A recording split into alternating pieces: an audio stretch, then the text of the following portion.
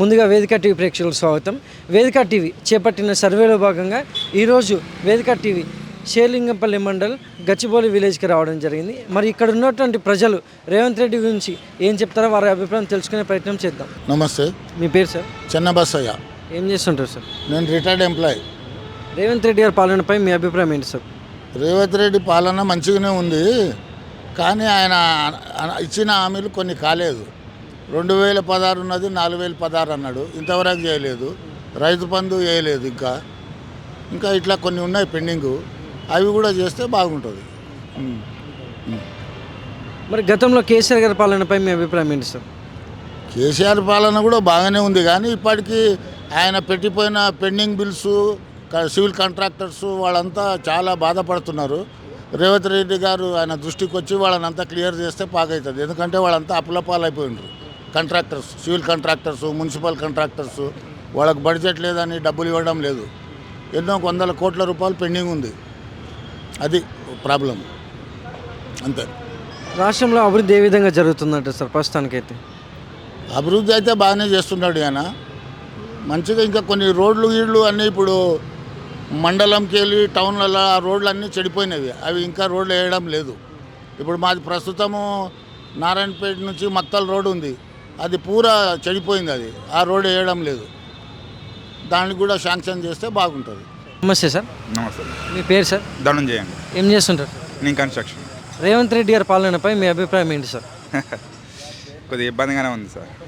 మా కన్స్ట్రక్షన్ అయితే చాలా వరకు డల్ అయిపోయాయి. కొద్దిగా మేమైతే బాగా స్ట్రగుల్ అవుతున్నాం.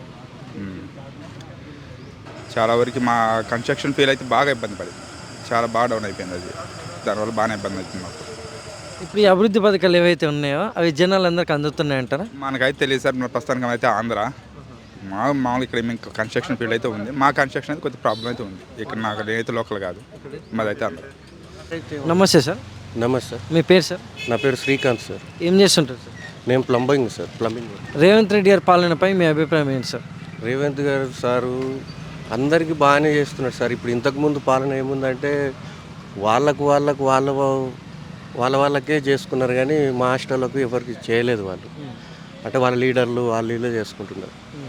ఇప్పుడు ఏమైందంటే ఇన్ని ఎకరాలకు ఇట్లా సాగు భూమి గురించి వేస్తారు కదా సార్. 100 ఎకరాలు ఉన్న వాళ్ళకి వేసిండు, 4 ఎకరాలు ఉన్న వాళ్ళకి అదే వేసిండు. ఇప్పుడు సారు రేవంత్ రెడ్డి సార్ ఏం చేస్తుండంటే, అంటే సాగు భూమి చేసిన వాళ్ళ వారికే వేస్తున్నాడు కాబట్టి మనకి ఇంత దాంట్లో డబ్బులు మిగులుబాటు పేదవాళ్ళకు కూడా చేస్తున్నారు సార్. అది ఇండ్లు కూడా లేని వాళ్ళకి మాత్రం ప్రతి ఇంటికి వచ్చి విచారణ చేసి ఎవరికి ఉంది ఎవరికి లేదనేది చేసి కూడా చేపిస్తున్నాడు సార్. మా ఊళ్ళో ఆల్రెడీ అవుతున్నాయి సార్. అవి అదొకటి మటుకు నచ్చింది సార్.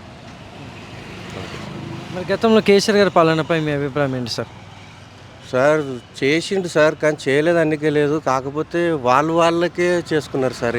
ఉన్నోనికి వెళ్ళిపోతుంది తప్ప మాలాంటి వాళ్ళకి ఎవరికి ఏం చేయలేదు సార్. వాళ్ళు చేయలేదు. ఇంకోటి ఈ ఆటో వాళ్ళకు కూడా ఇప్పుడు ఏందో డీజిల్ ఆటోలు తీసేసి ఏదో ఎలక్ట్రికల్ ఆటోలు రావాలంటే పాపం వాళ్ళు కూడా ఇబ్బంది పడుతుంది. దాని విషయం కూడా జర ఆలోచిస్తే బాగుండే సార్. నా పేరు గుండాప సార్. ఏం చేస్తుంటారు? వ్యవసాయం పని.